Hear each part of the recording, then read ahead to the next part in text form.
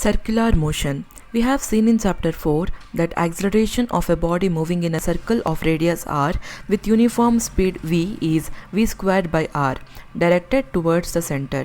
According to the second law, the force Fc providing this acceleration is Fc equals mv squared by r, where m is the mass of the body. This force directed toward the center is called the centripetal force. For a stone rotated in a circle by a string, the centripetal force is provided by the tension in the string. The centripetal force for motion of a planet around the sun is the gravitational force on the planet due to the sun.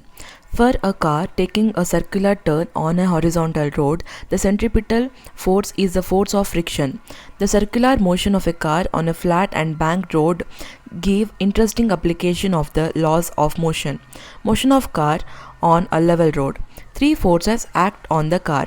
1. The weight of the car mg. 2. Normal reaction n. 3. Frictional force F.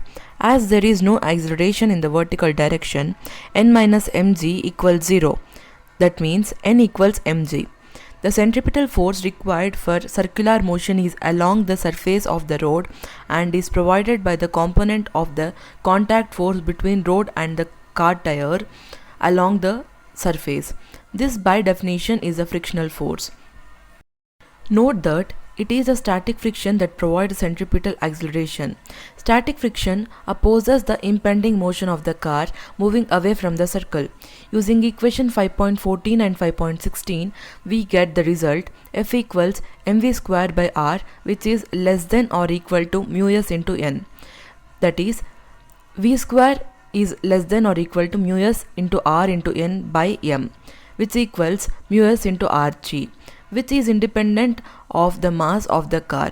This shows that for a given value of mu s and r, there is a maximum speed of circular motion of the car possible, namely V max equals root of mu s into rg. Figure 5.14. Circular motion of a car on A level road, B a banked road.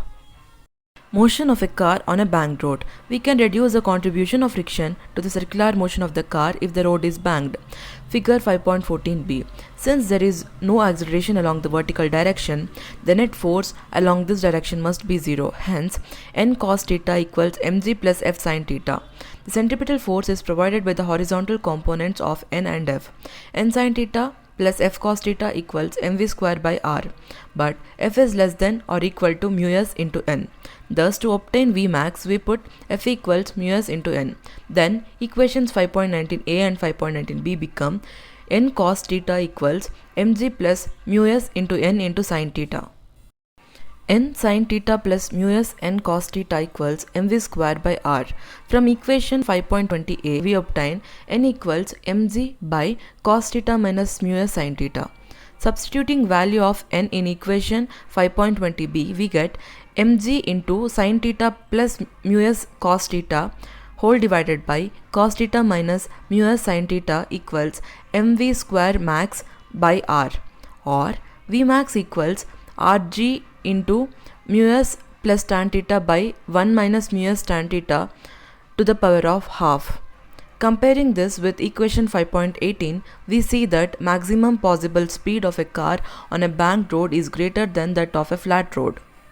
For mu s equals 0 in equation 5.21, v naught equals rg tan theta whole under root. At this speed, friction force is not needed at all to provide the necessary centripetal force.